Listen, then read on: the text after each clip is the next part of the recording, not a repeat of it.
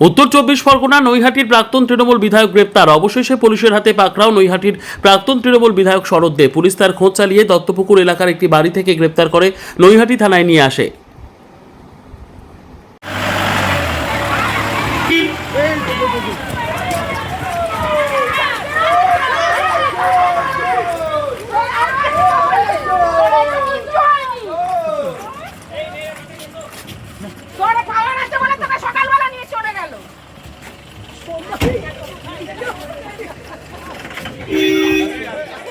আস্তে আস্তে বাইক নিয়ে নে হ্যাঁ গাড়ি এখানে লাগবে না ভাগ করে দিন সামনেটা ক্রস করছেন কেন সমস্যা পার্থভৌমিক সেটিং হয়ে গেল পার্থভৌমিক সেটিং হয়ে গেল আপনি কেন অ্যারেস্ট করলেন আপনাকে 2021 সালের মামলায় অ্যারেস্ট করা হয়েছে একটুখানি সরানো যেতে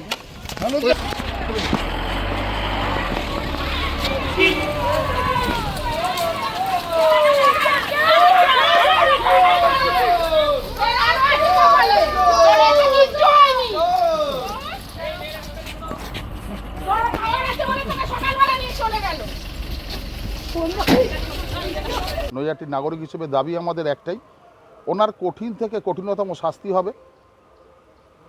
শুধু শাস্তি নয়, ওনাকে নৈহাটির বিধানসভার মধ্যে কোমরে দড়ি বেঁধে ওনাকে যাতে ঘোরানো হয়, এটা আমরা আইসি সাহেবের কাছে আবেদন রেখেছি। জানি না কতটা কি হবে, কিন্তু এটা হলে আমাদের মোটামুটি একটা যোগ্য ওনাকে ঘোরানো যায়, তাহলে আমাদের একটু শান্তি হবে। আপনারা অভিযোগ করছেন অত্যাচার করেছে, কীরকম অত্যাচার? অত্যাচার করেছে দেখুন, প্রত্যেকটা ভোট পরবর্তী হিংসায় উনি যতদিন ধরে ক্ষমতায় ছিলেন প্রত্যেকটা বাড়ি ভাঙচুর করা।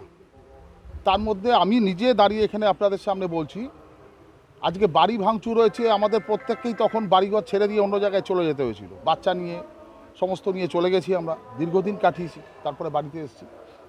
প্লাস হয়েছে কি, আজকে নিরীহ পুরনো যারা কর্মী আছে তাদের প্রত্যেকের থানায় একটা দুটো তিনটে চারটে করে কেস আছে। আজকে আমি আমার কথা আপনাদের সামনে বলছি, আমার নিজেরও ব্যারাকপুর কোর্টে কেস আছে। এই নৈহাটি থানা দিয়ে আমাকে তখন কেস দিয়েছিল, ডাকাতি কেস দিয়েছিল নদিয়া মিলের সামনে, এই সনদ দিয়ে অশোক চ্যাটার্জি মিলে, আমরা পুরনো কর্মী বলে দিয়েছিল, তার জন্য আমাকে জেলও খাটতে হয়েছে। আজকে ভালো লাগছে যে সেই গাড়িতে উঠে সেই সনদ দিয়ে আজকে কোর্টে যাচ্ছে, নৈহাটি থানার পুলিশই তাকে তুলে নিয়ে এসছে। আজকে ভালো লাগছে থেকে আমাদের একটু স্বস্তি এসছে, যে আজকে কিছুটা হলেও স্বস্তি পেলাম। পশ্চিমবঙ্গে তৃণমূলের সরকার চলছিল এবং এই তৃণমূলের সরকারের আমলে নৈহাটিতে প্রাক্তন বিধায়ক শরৎ দে যেভাবে দুর্নীতি, চুরি, সিন্ডিকেট, সন্ত্রাস করেছে, যেভাবে নৈহাটি মানুষের উপর অত্যাচার করেছে এবং যেভাবে বিজেপি কার্যকর্তাদের উপর অত্যাচার করেছে। ভারতবর্ষ একটা গণতান্ত্রিক দেশ, সেই দেশে দাঁড়িয়ে প্রত্যেকের ইচ্ছে মতো যে কোনো দল করতে পারে, কিন্তু নৈহাটিতে দাঁড়িয়ে বিজেপি করা ছিল অপরাধ। নৈহাটির রাজা ছিল শরৎ দে, তিনি যা ঠিক করে দেবে সেটাই হবে। কি চাইছেন? আমরা শরৎদের মানে কঠিন থেকে কঠিনতর শাস্তির দাবি করছি, কারণ শরৎ দে যেভাবে নৈহাটির মানুষকে অত্যাচারিত করেছে, যেভাবে নৈহাটি জুড়ে সিন্ডিকেট চালিয়েছে, যেভাবে চুরি করেছে, যেভাবে তোলাবাজি করেছে, আর যেভাবে নৈহাটির সমস্ত বিজেপি কার্যকর্তার উপরে অত্যাচার করেছে শুধুমাত্র বিজেপি করার অপরাধে। আজকে আমি নৈহাটির শরৎদের বাড়ির একদম পাশে থাকি, মানে আমার বাড়ির অপোজিটে শরৎদের ফ্ল্যাট। সেইখানে দাঁড়িয়ে একজন পাড়ার মেয়ে, তিনি বিজেপি করছে বলে তাকে ছাড়েনি, বারংবার আমাকে মারধর করেছে। 2021-এর পর পোস্টপোল ভায়োলেন্সের সময় আমি 5 মাস বাড়ির বাইরে ছিলাম এই শরৎদের কারণে, বাড়িতে ঢুকতে পারিনি। আমার বাড়িতে 5 বার ভাঙচুর করেছে, লুটপাট করেছে, আজকের দিনে দাঁড়িয়ে 1 কোটি টাকার গয়না লুটপাট করেছে, আমাকে মারধর করেছে, মানে এত মার মেরেছে। ওই মারের দরুন আমার ঘরে আমি পটি করে ফেলেছি। শুধু সেটাই শেষ নয়, তারপর আমার ফুল ফ্যামিলিকে এসটি কেস দিয়েছে, তারপরে একে একে 24টা মামলা দিয়েছে। মিউনিসিপ্যালিটিতে 2022-এ ডেঙ্গু সচেতন মূলক আন্দোলন করতে গিয়েছিলাম, সেখানে সর্বসম্মুখে রাস্তার উপর দাঁড়িয়ে আমাকে মারধর করেছে, আমাকে রক্তাক্ত করেছে। আপনারা মিডিয়ারাই কিন্তু সেই নিউজটা কভার করেছিলেন।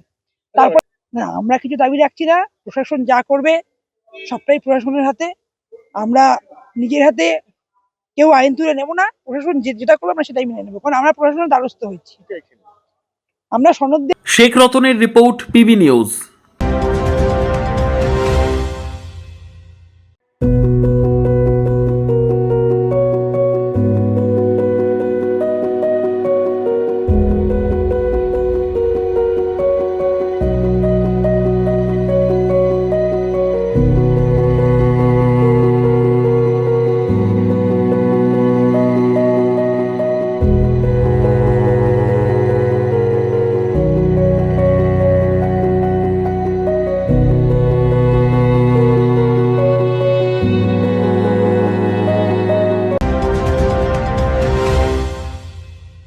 ডিগ্রি করার পরেও চাকরি নেই? অথবা স্কুল কলেজের পাশাপাশি একটা কোর্স করে ব্রাইট ক্যারিয়ার বানাতে চান? মাল্টিমিডিয়া ইন্ডাস্ট্রিতে রয়েছে প্রচুর ভ্যাকেন্সি ও ভালো ক্যারিয়ার বানানোর সুযোগ। চলে আসুন মুপল ইনস্টিটিউট অফ অ্যানিমেশন এবং ডিজাইন বর্ধমান সেন্টারে। Animation, VFX, graphics design, video editing, digital মার্কেটিংয়ের মতো কোর্স করুন। ইন্ডাস্ট্রি স্ট্যান্ডার্ড ট্রেনিংয়ের সঙ্গে থাকছে 100% প্লেসমেন্ট অ্যাসিস্ট্যান্স। আজই যোগাযোগ করুন স্ক্রিনে দেওয়া নম্বরে।